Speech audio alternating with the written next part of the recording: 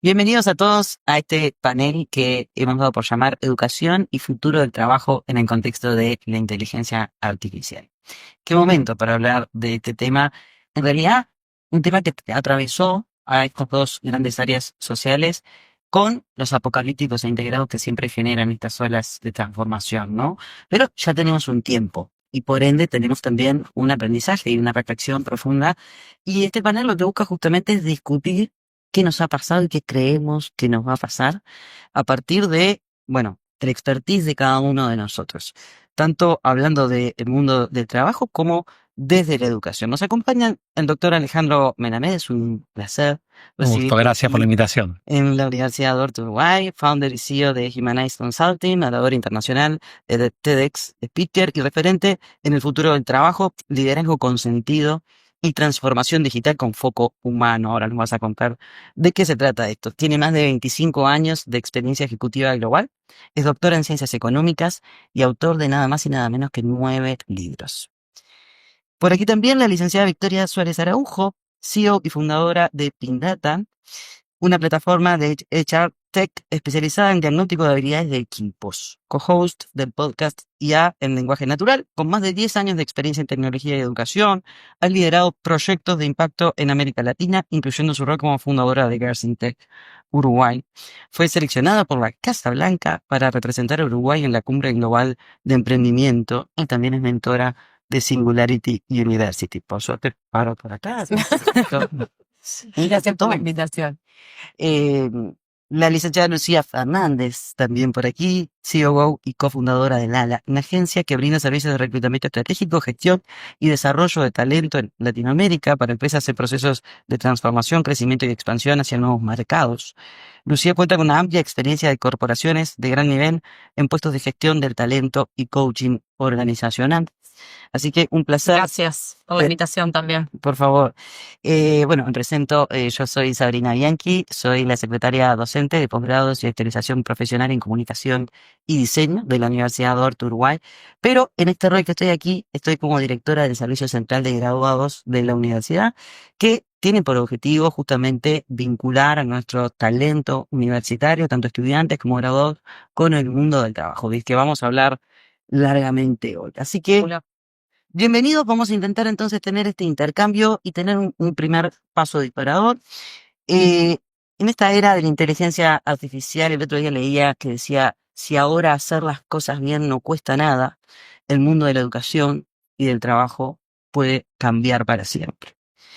Entonces te pregunto, de pronto, comenzando por ti, Alejandro, ¿cómo definirías el impacto que generó la inteligencia artificial en el mundo del trabajo y de la educación y alguna experiencia Sí, personal sí, que te haya totalmente. generado aprendizaje? A ver, creo que tenemos que entender que la inteligencia artificial es lo que se llama una tecnología transversal, como en su momento ocurrió con la electricidad, como ocurrió con Internet, como ocurrió con la telefonía celular. Es una tecnología que atraviesa todas las industrias y todas las profesiones. Con lo cual, la primera conclusión que podemos sacar es que definitivamente impacta en cualquier actividad que nosotros querramos pensar, ya sea por industria, ya sea por tipo de trabajo. Ahora, la gran pregunta que nos podemos hacer es, ¿esto va a sacar trabajo? ¿Esto va a generar trabajo? ¿Qué es lo que está pasando? Primero, hace solo 3 años, todavía no se cumplieron, recién ahora se van a cumplir 3 años de la emergencia de ChatGPT. En estos 3 años se dice que ya ha impactado en por lo menos 300 millones de puestos laborales. Eso es 1 de cada 10. En el mundo hay más o menos 3.000 millones de personas trabajando. 1 de cada 10 fue impactado por esta tecnología. Ahora, la primera conclusión que yo podría decir es, no es que va a quitar trabajos. Esto lo que va a hacer es quitar tareas y permitir que las personas puedan dedicarse a aquellos espacios y aquellas actividades en los cuales los seres humanos somos irreemplazables. ¿En qué somos irreemplazables? La inteligencia artificial no tiene conciencia, no tiene sentido común, no tiene moral, no tiene empatía, no tiene juicio crítico, no tiene un montón de esas cuestiones que son naturalmente humanas. Entonces, mi percepción de esto es que no es que la inteligencia artificial le va a quitar trabajo a los seres humanos, sino que los seres humanos que utilicen inteligencia artificial se lo van a quitar a aquellos que no utilicen inteligencia artificial. Dicho esto, yo diría que no hay empresa con la cual trabajo y mi actividad me lleva a recorrer toda Iberoamérica permanentemente, que no esté pensando qué voy a hacer con la inteligencia artificial. El gran problema es que la mayoría todavía no puede medir el impacto en productividad de la inteligencia artificial, sobre todo porque consideremos que la inteligencia artificial, por el tipo de tecnología que es, no es perfecta y tiene un montón de imperfecciones. Entonces los seres humanos nos convertimos en grandes editores de lo que genera la inteligencia artificial y fundamentalmente el tema central es que muchas veces alucina la inteligencia artificial. Entonces te puede dar un resultado que no tiene nada que ver con lo que vos querés obtener. Dicho esto, mi percepción es que estamos yendo a un proceso de transformación total y absoluto del mundo laboral, del mundo de los trabajadores, donde lo que se está reconsiderando es cuál va a ser el rol de los seres humanos en este nuevo mundo donde se conforman equipos de inteligencia artificial más inteligencia humana. Por eso estoy hablando de la inteligencia aumentada hoy. No es una o la otra, es una con la otra, una a través de la otra, uno potenciándose con la otra, y creo que ahí está el punto central, ¿no? Cómo generamos estos nuevos equipos de trabajo, donde obviamente la inteligencia artificial no se toma licencia por vacaciones, no se estresa, puede trabajar a las 3 de la mañana sin ningún problema, no se toma vacaciones, no tiene ningún tipo de requisito sindical siquiera. Ahora, desde ya hay un montón de aspectos que aporta la inteligencia humana que lo que hace es nutrirse de esta inteligencia artificial para lograr los mejores resultados. Como experiencia personal, te diría que tengo de las más variadas. Una que fue muy interesante, hace muy poquito me encuentro en un aeropuerto con un muchacho, me dice, perdóname, ¿vos sos Alejandro Melamed? Le digo, sí, te conozco. Me dice, no, vos no conocés, pero yo tengo que agradecerte a vos infinitamente por lo que hiciste por mí. Le digo, ¿qué es lo que hice por vos?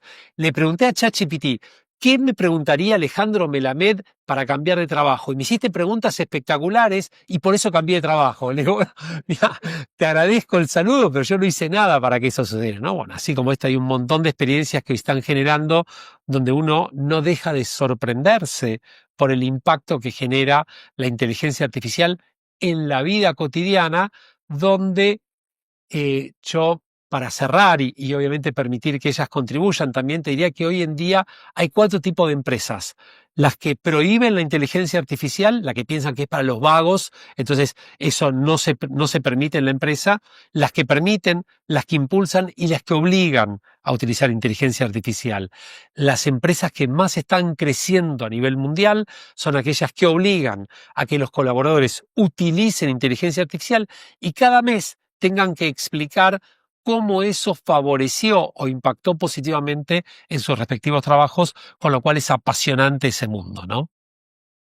Sí, cuando hablamos de impacto en general, naturalmente hay un impacto positivo y hay un impacto no tan positivo. Desde el mundo de la educación es increíble la cantidad de desafíos que tenemos para formar justamente los nuevos profesionales, ¿no? Con este espíritu crítico del que hablabas. Ahora, Lucía, si hablamos, por ejemplo, hablamos de las habilidades que van a ser más valoradas o que son intrínsecamente humanas. Sí. ¿Cuáles son las habilidades donde hoy los profesionales tienen que poner el centro y foco de su atención para justamente ser agentes de cambio y de transformación en las organizaciones? Bien, sí, hay un montón, creo que hay muchas que ya se saben y que son las que por lo general se buscan y son estas habilidades que son bien transversales a toda la organización, que no importa en el lugar donde estés las tenés que tener, pero si me tuviese que detener pensando específicamente en lo que es inteligencia artificial y sobre todo lo que es la aceleración impresionante que tenemos a nivel tecnología, te diría que la capacidad de ver más que nada como ese enfoque sistémico del ecosistema, empezar a entender que todas estas piezas que antes veíamos por separado, hoy sí o sí tenemos que empezar a verlas como un gran todo y cómo se entrelazan, y después esta persona que te da la capacidad de activar, ¿no? El aprendizaje, esos loops de aprendizaje entre estas diferentes áreas, ¿no? Entonces, eso te diría lo primero, esa capacidad o ese enfoque sistémico de empezar a activar sistemas que aprendan, ¿no? Y con esto hablo de involucrar educación, tecnología, diferentes stakeholders que hay dentro de las organizaciones, cultura, todo lo que tiene que ver con el negocio, digamos. Es empezar a mirar todas las áreas que antes veíamos por separado, ahora cómo podemos lograr esa sinergia para poder adelantarnos o por lo menos anticipar escenarios, ¿no? Y creo que esa es una manera como las organizaciones aprenden hoy en día, ¿no? Son organizaciones más como organismos vivos, en donde más que trabajar por proyectos, trabajamos más, te diría, o por líneas de entrega, empezamos a trabajar pensando más en sistemas, ¿no? En que sean máquinas que no paren, digamos, que estemos pudiendo, en el buen sentido, ¿no? En el buen sentido de poder construir esa retroalimentación, ese aprendizaje continuo. Eso te diría el primer punto. Otra cosa que me parece fundamental es la claridad adaptativa, ¿no? Que es la capacidad de, pese a la ambigüedad y al vivir en un entorno disruptivo, cambiante, a una velocidad que pocas veces podemos anticipar, y es un poco lo que nos pasó con la AI, tener el foco claro y saber cuál es nuestro norte y tener el propósito, trabajar muchísimo a nivel de lo que es el propósito dentro de las organizaciones. Eso me parece fundamental para las personas que hoy en día se incorporan a este tipo de empresas, en donde van a estar muchas veces en entornos muy cambiantes, donde el piso va a estar, digamos, complicado, ¿no? Vamos a estar como casi como jugando al piso eslava, ¿no? Porque hay muchas veces que no tenemos claro exactamente la estrategia o cambia de un día para otro, ¿no? Es muy dinámico todo lo que nos está pasando. Entonces me parece que esta capacidad de tener de trabajar en pos del propósito, saber hacia dónde vamos, ¿no? Poder marcar objetivos bien concretos y tener esa capacidad intrínseca que tengan las personas, ¿no? De tener ese horizonte claro, más allá de todo, que es el trabajar en el propósito, esta claridad adaptativa, pese a la incertidumbre, me parece fundamental. Y eso es algo que se debe trabajar a nivel cultural, a nivel de las empresas, pero creo que todos debemos poder ser productivos en ambientes de muchísima incertidumbre. Otra que es clave también es la capacidad de aprender.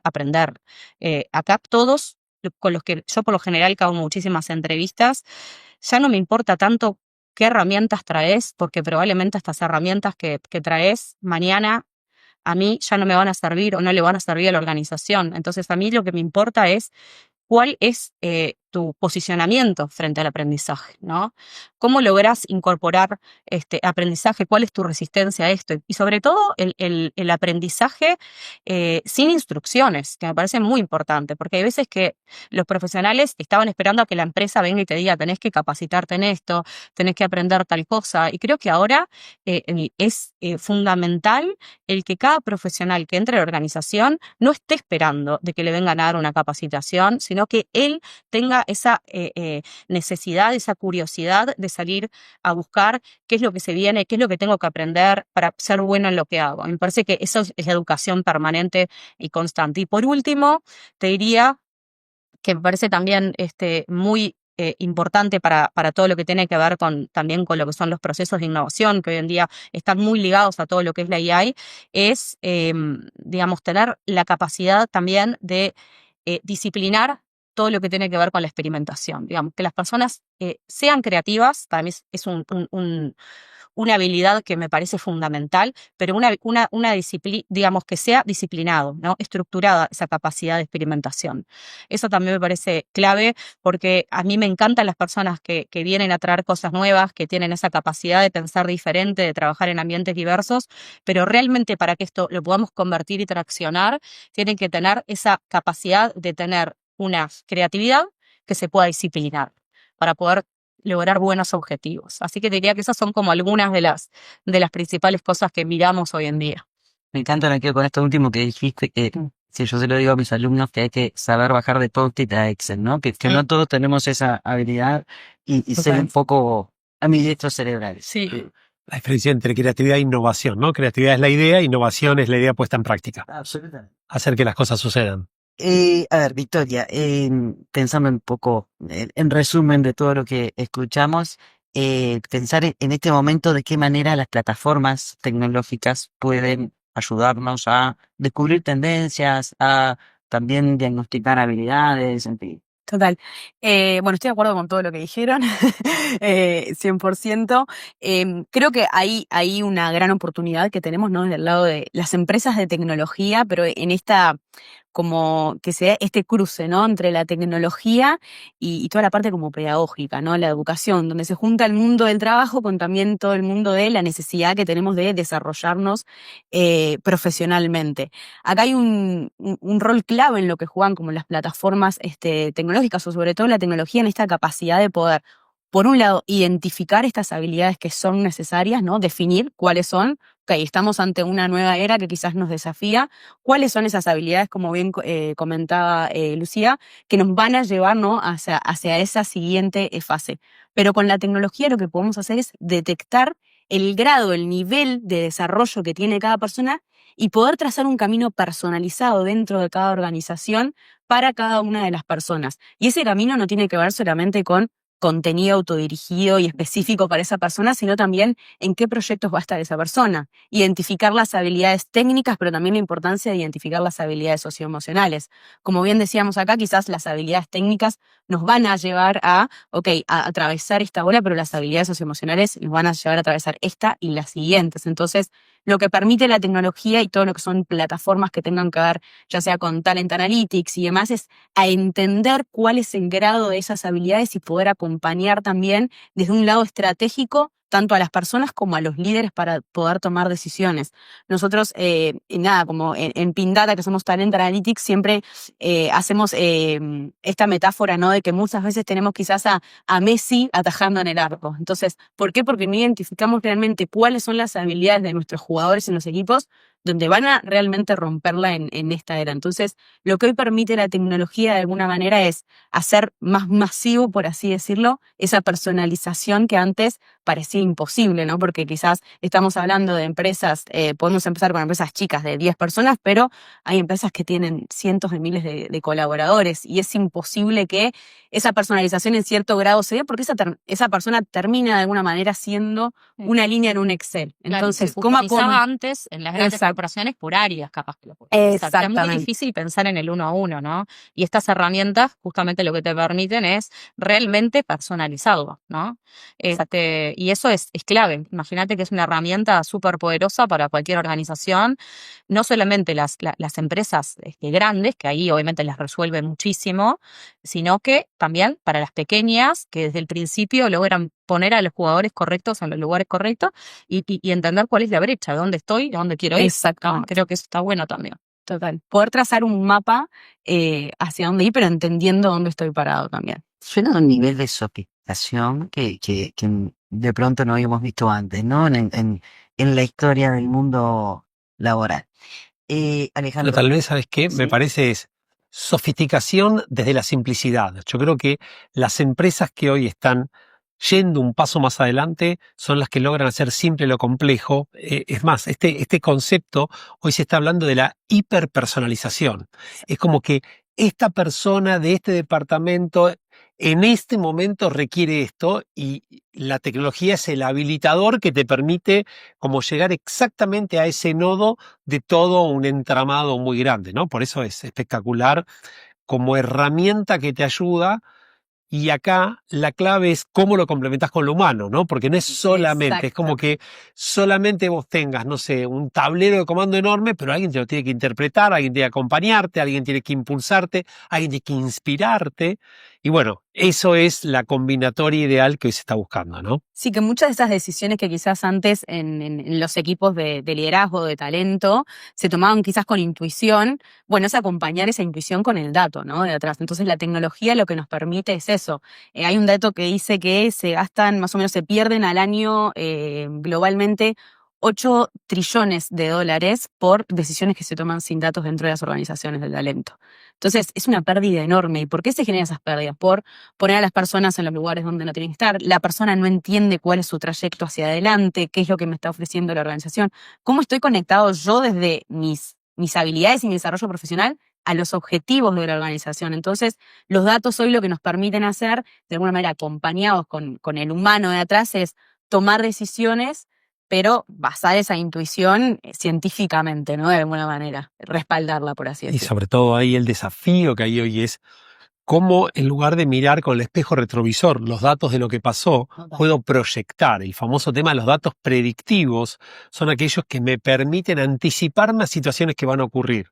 Entonces ya no solamente actúo como un contador de historias del pasado, sino que puedo prever diferente tipo de situaciones y tomar las medidas correspondientes para fidelizar a los colaboradores que me interesan, para reasignarlos, para desarrollarlos, etcétera, ¿no? Eso es apasionante.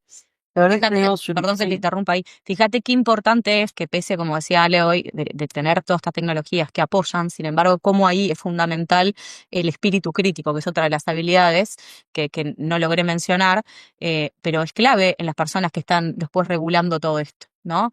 Porque acá te va a tirar datos, son datos, y vos después lo vas a tener que interpretar, entender de acuerdo al contexto, de acuerdo a lo que le está pasando a cada una de las personas, digamos. Hay muchas cuestiones acá que después el ser humano les tiene que bajar, las tiene que poder comunicar, va a tener que poder gestionarlo, digamos, o sea que esto no es que esté reemplazando al ser humano, sino lo que está haciendo es apoyando a los equipos de talento a ser más estratégicos y no perder tiempo en todo aquello que hacían, todo ese behind the scenes que perdían un montón de tiempo y ahora realmente pueden estar, ¿no?, en el front, de estar adelante con los datos como respaldo y pudiendo ser mucho más estratégicos y cerca de la gente y de los equipos, ¿no? Yo creo que esa es una decisión crítica que tiene que tomar el mundo del trabajo y también el mundo de la educación, y es en qué vamos a usar ese tiempo que nos va a sobrar, ¿no? En esto que hablábamos hoy de las tareas. Y es, de pronto antes no teníamos el tiempo ni la capacidad de estar en ese front que podemos estar ahora, y entonces hoy el escenario de logros puede llegar a ser mucho más alto. Sí. Y ahí quiero sustentar esto que decís. Tradicionalmente, una de las críticas que se hacía a las áreas de talento es que estaban, como se denomina, high touch, es decir, tocando todo el tiempo. Hoy en día la mutación es hacia el right touch, estar en los momentos de verdad, estar en los momentos en los cuales se hace una diferencia significativa, tener involucramiento donde realmente hacemos la diferencia y permitir que la tecnología haga aquello que es rutinario, ¿no?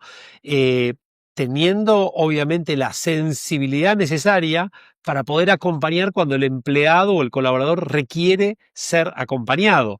Pensemos que los departamentos de gestión de personas se han reducido en cantidad de personas que trabajan, pero han incrementado muchísimo la calidad del talento que trabaja, con lo cual es una ecuación muy interesante donde hay que reingenierizar esos departamentos para que puedan lograr sus objetivos y obviamente tomar todos estos datos que hay, porque datos de las personas hay millones, pero la clave es cómo transformar los datos en información, la información en inteligencia y la inteligencia en acción, porque si no, podemos tener un montón de datos que no me dicen absolutamente nada, ¿no? Bien importante esto que decís en relación a, me quedo pensando en lo que dijiste de la hiperpersonalización.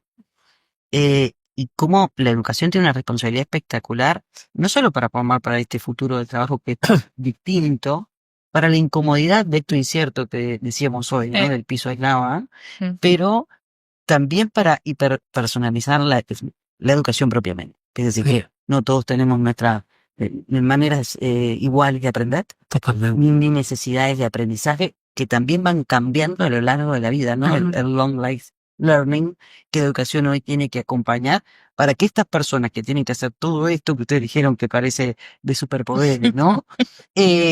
Realmente estén capacitados para hacerlo, inclusive para mirar de manera crítica esos datos, que pueden tener inclusive algún sesgo en algún momento. Y Seguramente. La pregunta el es, humano a la tarea de echar, ¿no? o sea, que tal vez la pregunta es, ¿a qué debe dedicarse la educación, no? ¿Cuál es el objetivo? Y no, ahí está, no, yo creo, no soy especialista en educación, me declaro incompetente en ese sentido, soy educador, pero no soy un especialista en educación. Sí, lo que pienso es que gran parte de los modelos tradicionales han quedado obsoletos.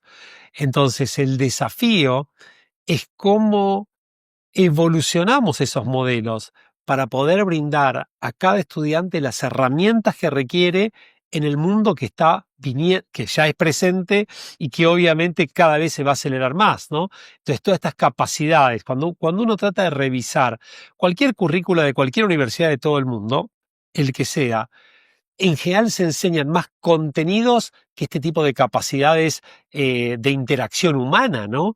E increíblemente lo que después se requiere es esto. Las competencias. Tal cual. Lo que se llama las capacidades humanas o las competencias, ¿no? Y en general se suele dedicar muchísimo más tiempo a las habilidades técnicas que tal vez van mutando permanentemente. Y yo creo que todas las universidades a nivel mundial están en este momento pensando cuál es el rol que tiene que tener para impulsar esta curiosidad, estas ganas de aprender, esta necesidad de mantenerte actualizado. Y además, y algo que hace la naturaleza de tu rol, justamente, y es cómo hacer para mantenerme actualizado durante todo el resto de mi vida. Acá hay un concepto que es espectacular. Hay un profesor que se llama Gary Bowles, que es de Singularity, es un capo. Él tiene un libro que es Las reglas del futuro, del trabajo futuro, ¿no? Y él lo que dice es, en general, nosotros fuimos educados para un mundo donde uno estudiaba en un momento de su vida, trabajaba en otro momento de su vida y en otro momento de su vida se dedicaba a disfrutar la vida. Y hoy en día, primero vamos a vivir muchos años más, vamos a tener que trabajar muchos años más. Y lo que estudiamos en un momento va a quedar obsoleto mucho más rápido. Entonces, en vez de estar como en circuitos cerrados, de decir estudio, trabajo y me divierto, hoy es estudio, trabajo, me divierto, entonces es todo el tiempo así, y eso es uno de los grandes desafíos que tienen las empresas, que tienen las universidades, porque los jóvenes que entran a trabajar dicen, bueno, ¿cuándo tengo mi año sabático? ¿Cuándo tengo vacaciones? ¿Cuándo es el happy hour? ¿Dónde está la canchita de ping-pong? Etcétera. Es lo primero que te preguntan. Y decís, pero ¿cómo? Pues se venís a trabajar, no venís a divertir. Bueno, pero cuando trabajo me quiero divertir porque sé que voy a tener que trabajar toda mi vida y no quiero esperar hasta jubilarme, que pues a los 85 años, para divertirme. Quiero divertirme ahora, ¿no? Entonces, creo que eso cambia totalmente la lógica tradicional del mundo de los estudios académicos, del mundo del trabajo y de la conexión entre ambos mundos, ¿no? Que me parece que esos son los grandes desafíos que hay, de qué manera la significatividad de tus estudios te representan y te impactan en tu mundo laboral, y es mucho más veloz la adaptación a este nuevo mundo, ¿no? Y además, jóvenes que están entrando al mundo laboral con una nueva agenda, ¿no? Y con nuevos temas sobre la agenda, como puede ser la edad jubilatoria, como puede ser el salario universal. Esta concepción, hace poco escuché de que deberíamos trabajar 5 años más a nivel de jubilación y cada 7 descansar 1, y estaríamos descansando en el momento vital que lo podemos disfrutar mucho más. ¿Por qué no? Está mal. Interesante. ¿Por qué no? Pero sí que vienen con una cabeza distinta cuestionando cosas que de pronto otras generaciones Y bienvenido a eso. no Sí, Y bienvenido. Totalmente. Tal con cual. plataformas de pensamiento diferentes. Y ahora, y te pregunto, ¿están preparados para lo que se viene a nivel de mundo laboral? Este tipo de características de jóvenes con esta visión. Y mucho más preparados que las otras generaciones están. Nacieron acá, en este mundo, la mayoría. Empezaron a trabajar en pandemia, muchos. Exacto. Entonces creo que ya de por sí son nativos digitales, cosa que ninguno de nosotros, ¿no? Yo no tenía. Ustedes, yo sí no. Ya ahí ya tienen un gran camino ganado, ¿no? Y creo que además vinieron en una época en donde el aprendizaje ya se sabe que es para siempre, ¿no? Porque cambia todo tan rápido, como decíamos, que ellos ya saben que van a estar todo el tiempo, sobre todo, por ejemplo, la gente que viene con un background más tecnológico, lo que vieron en la facultad es una base, pero lo van a tener que seguir trabajando toda la vida. Entonces ya vienen con esa mentalidad de aprendizaje. No todos, ¿no? Me parece que es algo que hay que saber identificar, porque hay personas que siguen teniendo ese mindset de que terminé de estudiar y ya está, y no quiero saber más nada, y cierran como ese capítulo, que cerrarlo significa cerrarte las puertas del futuro, en definitiva, ¿no? Que entonces creo que ahí hay que detectarlo muy bien, pero sí estamos frente a una generación que es curiosa, que le interesa aprender, pero que también viene a traernos algo nuevo y a enseñarnos de que en la vida hay que disfrutarla. El life balance pasó a cobrar un rol fundamental para ellos, no es negociable, ¿no? Aspectos que antes quizás por salario los podía llegar a negociar, hoy en día no existe, no están dispuestos, ¿no? a perder eso, ¿no? Entonces hay que lograr también un muy buen balance y trabajar muchísimo en esas propuestas de valor para estos jóvenes que realmente son los que uno quiere atraer y traer a las organizaciones para que puedan impactar y aportar el valor que necesitan estas organizaciones, ¿no? Pero sí, sin dudas, creo que está ese público, están en las universidades, están egresando, pero también hay que saber detectar y creo que tiene mucho que ver con el mindset, con la cabeza que tiene cada uno, ¿no? Y eso es algo fácil de ver y descubrir en un proceso de entrevista, por ejemplo. Es algo que uno puede entender cómo esa persona se predispone o se para frente a su futuro profesional. Pero Yo con ahí un lo tema que- no menor acá, y ya te dejo, pero algo que me parece que tradicionalmente se pensaba, una persona entra a trabajar en un lugar y va a trabajar toda la vida en ese lugar. Y muchos de estos jóvenes vienen con esa mentalidad que te referías vos del gen emprendedor también, ¿no? De ser emprendedores.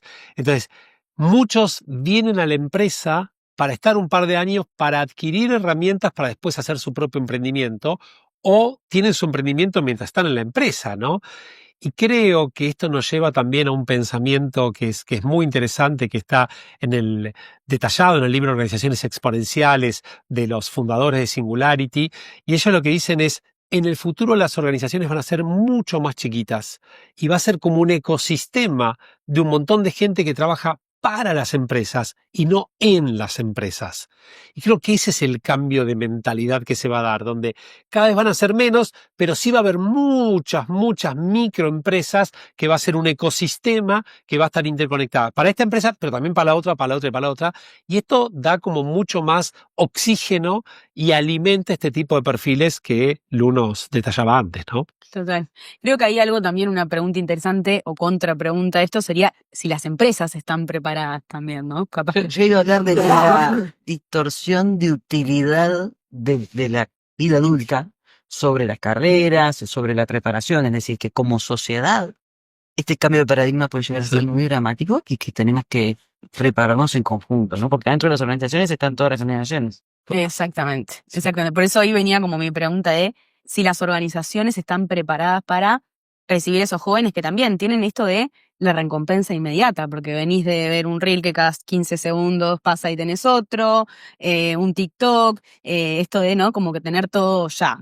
Prendo la tablet, el celular y ya tengo esa información y nacieron así de alguna manera. Entonces de repente se enfrentan a una cultura en una organización donde las cosas no son tan rápidas quizás, donde no hay esa recompensa inmediata, sino que tienes que trabajar, hacer tu carrera. Y entonces empiezan como ahí el pedido, ¿no? Del otro lado de, bueno, ¿y dónde está todo eso? Entonces, ahí creo que hay como esto de sí que la digitalización haya alcanzado lugares increíbles, sobre todo creo que en Uruguay con Plan Ceibal también tenemos eso, o sea, vos acá entras a una escuela y ya tenés tu computadora, entonces no hay ningún tipo de cuestionamiento de que cuando llegaste a la educación terciaria o al mundo del trabajo en algún momento te cruzaste con educación digital de alguna manera, entonces eso también trae del otro lado como esa cierta ansiedad a tener logros inmediatos. Entonces, ahí es de donde creo que hay que repreguntarse la cultura de las organizaciones en cómo estamos recibiendo también a esta nueva generación de jóvenes y cómo interactúan con las otras generaciones. Que además las organizaciones cada vez son más horizontales, digamos, las organizaciones jerárquicas que te prometían un puesto, un rol de liderazgo, en realidad hoy el liderazgo se ve desde otros lugares. No siempre es un liderazgo directo, jerárquico, sino que es el tomar el rol del líder, a veces en algún proyecto, dentro de un equipo, dentro de una comunidad ágil, dentro de una célula ágil. Entonces, estas empresas que cada vez son más horizontales, lo que pasa es que el que viene con una cabeza jerárquica de crecimiento en ese sentido no lo va a encontrar en este tipo de empresas. Se va a frustrar. Se va a frustrar. Entonces, ahí es también trabajar el aspecto motivacional y entender cómo cada uno puede ir construyendo su propio plan de carrera, ¿no? En este tipo de organizaciones que en realidad donde vos podés, lo que tenés que tratar si sos una persona joven es chupar experiencia, chupar todo lo que esté a tu alcance y cuanto más horizontal, fíjate que si lo vemos de ese lugar y más posibilidad tenés de moverte, más vas a aprender. Fíjate que antes las organizaciones eran más jerárquicas, vos te entrabas en un área y morías en el área y eras siempre mirar para arriba, y hoy en día justamente estas habilidades transversales lo que nos permiten es movernos horizontalmente, y los jóvenes ahí muchas veces encuentran los desafíos, que no son el ser jefe o ser líder, sino que es el ir por cambiando de proyecto, tener un desafío nuevo, siempre desafíos cognitivos para la gente joven, que es lo que más les impacta, lo que más les gusta, lo que más los mueve. Entonces creo que también hay una manera diferente de hacer carrera y cómo se plantean hacer hacer carrera dentro de las organizaciones, muy distinto a quizás nosotros cuando empezamos a trabajar, nuestros padres, nuestros abuelos, que arrancaban siendo el cadete y querían terminar siendo el gerente general. Hoy en día el career path está planteado muy distinto. Y esto, justamente, cuando hablamos de la motivación y la adaptación de las organizaciones, antes se hablaba de años de experiencia, hoy se habla de experiencias en años. Entonces, ¿qué significa? No importa cuántos años, si toda tu vida trabajaste de lo mismo, no es significativo. El tema es qué tipo de experiencia, de qué proyectos te expusiste, cuáles fueron los viajes que hiciste, con quién conectaste, qué comunidad estuviste. Es otra dinámica. Ahora, vamos a ser transparentes también. No es que todas las empresas están ahí, hay una transición. Las empresas más evolucionadas obviamente están ahí y hay muchas empresas que todavía están en el modelo tradicional. Y esto no necesariamente está relacionado con que sea una empresa grande, empresa chica. Hay empresas muy pequeñas con proyectos espectaculares y hay empresas muy grandes todavía con mentalidad, lo que se dice de transatlántico, ¿no? Que para moverlo hace falta un montón y hoy en día el ágil se devora a ese dinosaurio elefante que está ahí, que tarda mucho en moverse, ¿no? Por eso hay empresas que toman una velocidad y no paran, ¿no? Yo creo que en el mundo del trabajo va a haber lugar tanto para los especialistas como para los versátiles, ¿no? Generalistas. Y todos tenemos que hacer un poco de todo, pero sí que es una decisión de plan de carrera. Ujú. Decir, bueno, voy a ser el especialista y el experto en, o voy a tener conocimientos con mayor versatilidad. Ahora, hablando de liderazgo, que ya llegaron a tu tema, ahora sí, no puedes decir no ser Está experto, buenísimo. ¿no? No, realmente, ¿cómo crees que ha cambiado el rol del líder, el rol del liderazgo y cuáles son las habilidades esenciales del líder hoy para llevar ese barco de transformación que estamos viendo ahora, si lo comparas con 5 años para atrás, antes de la inteligencia artificial, al día de hoy con todo este mundo de transformaciones? Sí, yo lo podría sintetizar en algunos conceptos y es que antes teníamos el líder con todas las respuestas, hoy con las preguntas más potentes.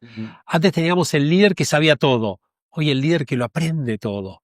Antes teníamos el líder que dominaba todo, hoy el líder que inspira todo. Antes teníamos, yo te lo sintetizaría de una manera geométrica, esto ya que facultad de diseño, digamos, vamos a ese lugar, ¿no?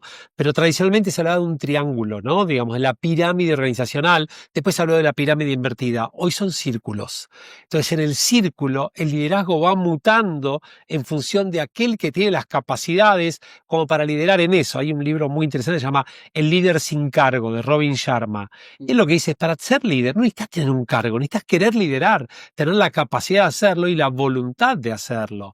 Y hoy tenemos muchos jóvenes que dicen, yo prefiero no liderar y prefiero ser lo que llama un individual contributor, es decir, soy una persona que contribuye a otro lugar y bienvenido también eso. Entonces, el concepto de liderazgo heroico tradicional se está como despacito desapareciendo para llegar a estos liderazgos que son mucho más inspiradores, que tienen que ver con la humildad, con el saber decir no sé, con el saber decir vamos todos juntos, lo logramos entre todos. Antes era uno que lograba todo. Y esto lo digo en épocas donde hay líderes mundiales que tal vez van en contra de la corriente de esto y es una tensión enorme que hay hoy. Ahora, mi opinión es que en las organizaciones no hay lugar para ese tipo de líderes que son autoritarios, que piensan que tienen la razón siempre. Es mucho más democrático el sistema y mucho más dinámico, porque hoy podés estar ahí, pero rápidamente quedó obsoleto y viene otro que toma el liderazgo, ¿no? Así que creo que esta horizontalidad que decían antes está visualizando mucho más y se está visualizando también líderes que escuchan mucho más, líderes que tienen una honestidad, una integridad muy diferente a la que tenían tradicionalmente, con también una excelente noticia de la emergencia de muchos liderazgos femeninos que están tomando este rol que tradicionalmente era masculino, y a pesar de que aún hay una injusticia muy grande en este sentido respecto a la distribución, pero cada vez hay más modelos de liderazgo femenino que están siendo ejemplificadores para todo el resto, ¿no? Así que creo que hay cambios en múltiples áreas y tal vez trayendo un concepto que decías antes de la especificidad y la generalización, todo el mundo se llama regla T esto. Todo el mundo empieza por ser algo bueno en algo tenés que ser el número uno. Y después podés ampliar a las capacidades estas genéricas que te sirven para cualquier área, ¿no? Pero aún se sigue dando mucho valor al conocimiento técnico específico, porque en algún momento tenés que tener ese conocimiento. Entonces, o sabés de tecnología, o sabés de recursos humanos, de finanzas, pero en algún tema tenés que ser el referente para después sí ampliar a todo el resto, ¿no? Así que es apasionante lo que está viviendo, porque creo que es el sueño que teníamos muchos durante mucho tiempo, que emerjan estos modelos, y hoy en día no solo que emergieron, sino que son los modelos de referencia, ¿no? A pesar de que están los contramodelos, los Steve Jobs o los Elon Musk de este mundo, que son personas que detrás de un montón de logros tienen estilos de liderazgo muy difíciles, y los estudios hablan de cosas que llegan realmente a impactar muy negativamente en la salud psíquica de mucha gente, ¿no? Con lo cual es una tensión muy interesante que está viviendo hoy en día. Sí, es un líder, creo que viene a ser más orquestador de este ecosistema, tiene que saber generar las conexiones correctas para poder habilitar. Creo que es una persona facilitadora, es un líder facilitador que va a tratar de orquestar el ecosistema y va a contribuir mucho más desde ese lugar.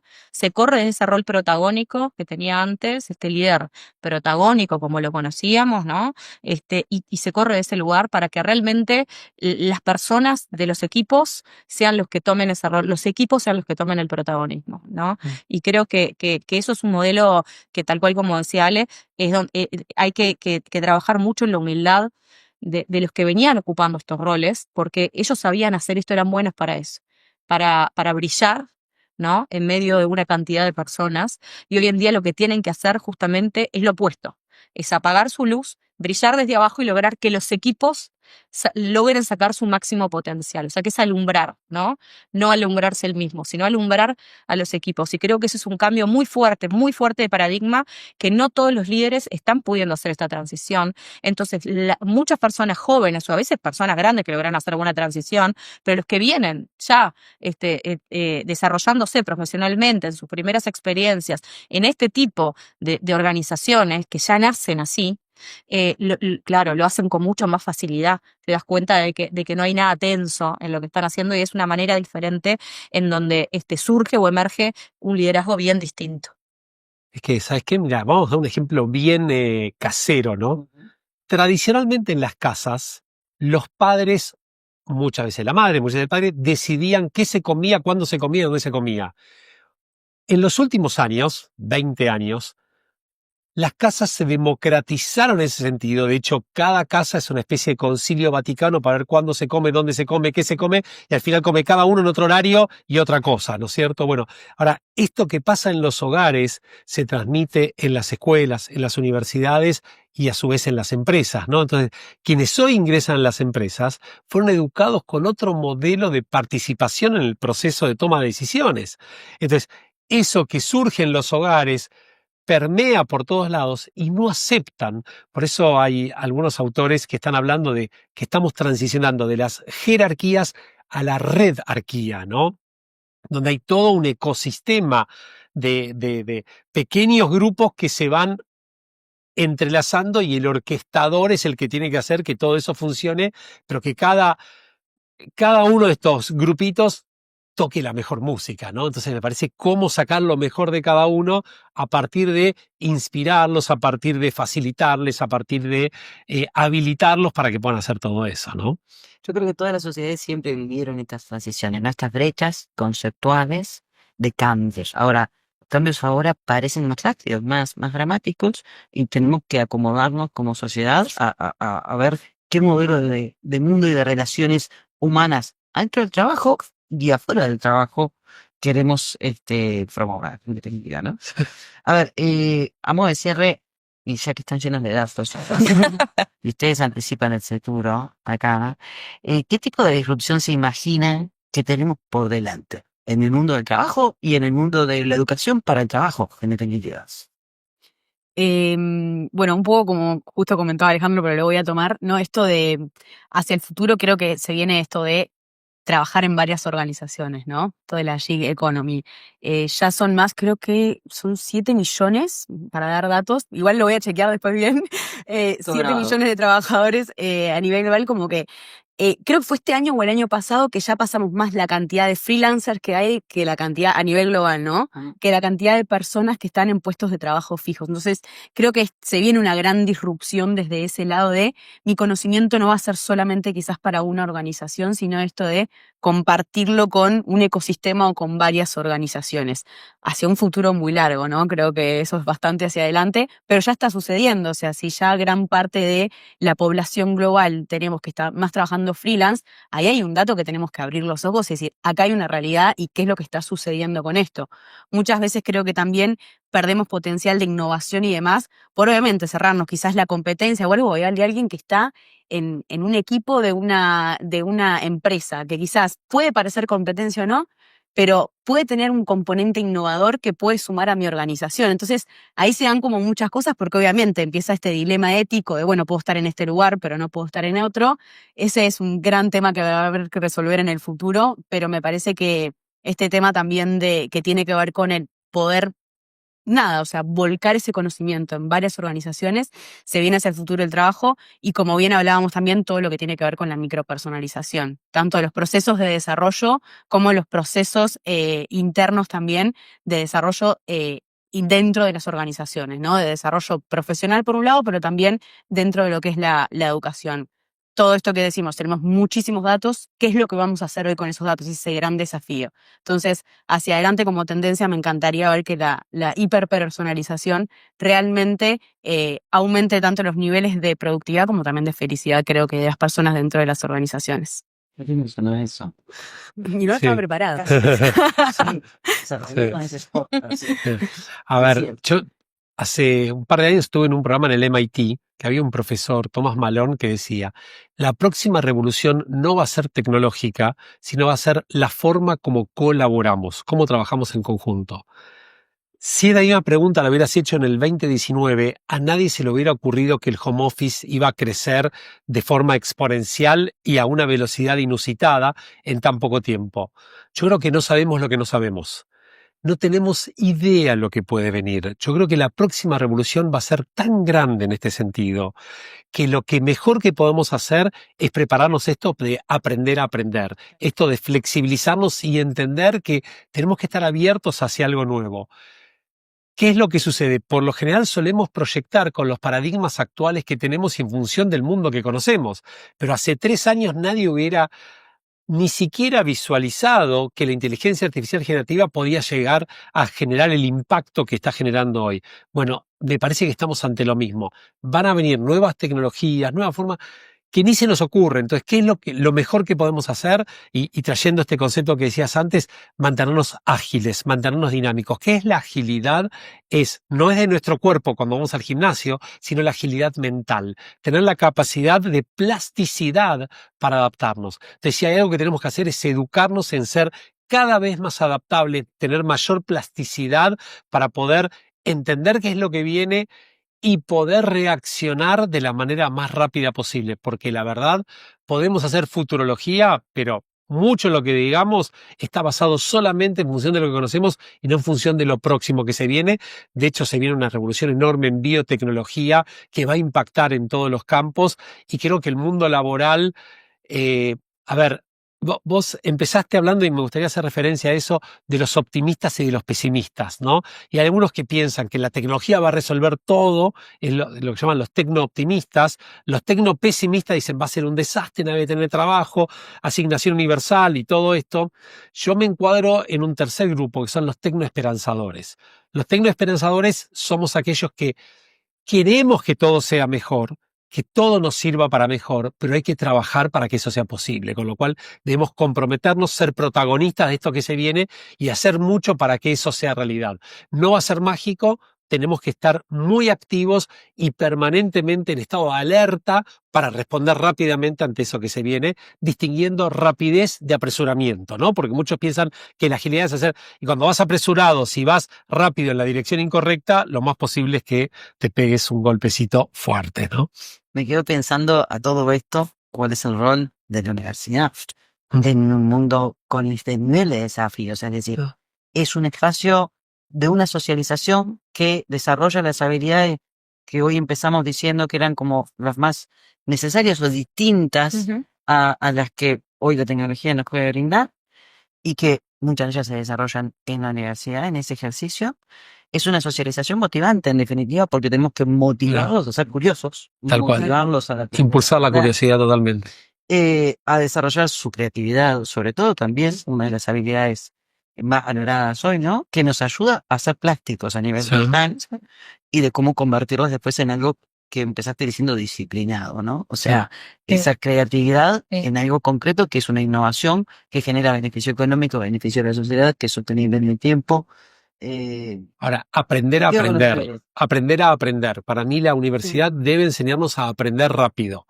Estos son los que más ventaja tienen, los que más rápido aprendieron. Hace 5 años nadie estudiaba inteligencia artificial. Los que estudian rápidamente son los mejores trabajos hoy en día. Bueno, ¿cómo hacemos para aprender rápido? ¿Cómo despertamos ese chip interno que decir, wow, esto me gusta, me apasiono, me comprometo, soy curioso y aprendo y soy una esponja a eso, ¿no? Y sé aplicarlo. Y además hay ¿no? una gran diferencia, y creo que ahí es donde las universidades pueden hacer un trabajo enorme, y es que en los últimos años pasamos de un concepto del talento local de cada uno de los mercados, de cada uno de los países, a un concepto que es el de la globalización del talento, donde el talento hoy en día es del mundo. Y el talento que tienen que intentar impulsar las universidades es ese talento global, de que tenga la capacidad y la posibilidad de jugar en la liga internacional, ¿no? Pasándolo del fútbol sería jugar en la liga local o poder ir a jugar a Europa, ¿no? Entonces creo que ese es el talento que tiene que intentar impulsar el ecosistema educativo.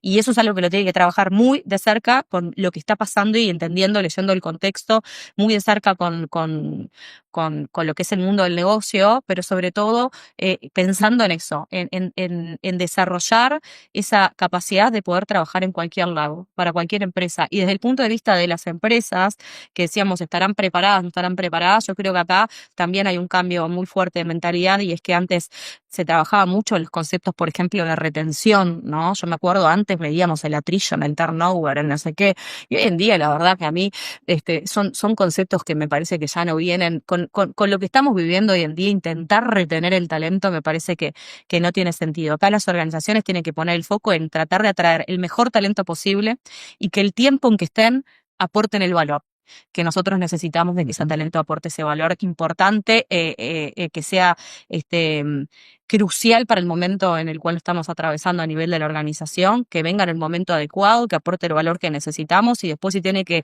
seguir su carrera en otro lugar, que lo haga. Creo que eso de retener el talento es un concepto que también deberían cambiar las Soltar organizaciones. oportunamente el talento. Sí, está buenísimo, está buenísimo. Totalmente. Y tal vez agregaría, hoy se habla de pensamiento global con relevancia local, ¿no? Digamos, y esto no es menor, porque en la era de la hiperpersonalización, una sola solución no te resuelve todo. Vos tenés que tener eso, porque ¿sabes qué? Pero esto lo está haciendo para India, esto lo está haciendo para África, esto lo está haciendo para Europa, para Latinoamérica o para Norteamérica. Entonces, tener esa capacidad de discernir entre lo global y lo relevante local es cada vez más importante.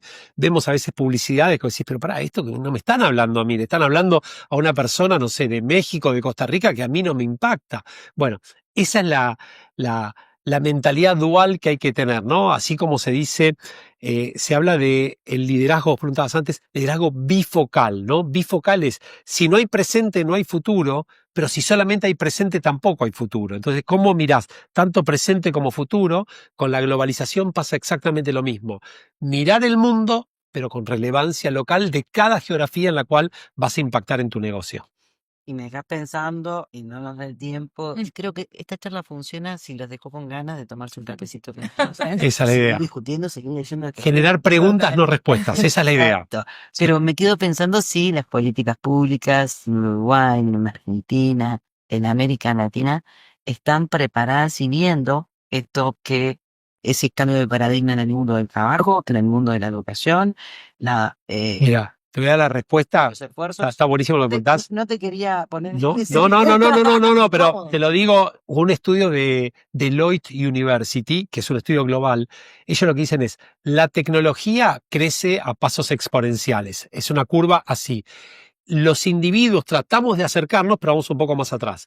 Las empresas van 2 pasos más atrás. Las políticas públicas van 5 pasos más atrás. Es como si la tecnología crece, sube por un ascensor hiperautomático y las políticas públicas van por escalera, ¿no? Entonces, esa es la distancia que hay en el mundo. Yo creo que es como que es un sistema que dentro de poco está como crujiendo, ¿no? Porque hasta que se discuten, bueno, ya está, ya llegó otra nueva tecnología, ¿no? Ya está, Ya es tarde. Sí, exactamente. olvídate. Exactamente. Y lo resuelve el ecosistema privado. Eso es Totalmente. lo que sucede, ¿no? Eso es lo que termina sucediendo siempre. De que se terminan cubriendo, para mí, ¿no? Lo que veo, y justamente todos estos hubs, por ejemplo, de innovación, todo este networking que se viene desarrollando, estos ecosistemas vibrantes que existen para poder fomentar el emprendedurismo, la innovación y demás, justamente lo que funciona es si se puede nutrir de alguna de las agencias de gobierno, pero va a otra velocidad. Entras en cualquiera de esos lugares y es como que estuvieses trabajando en otro país.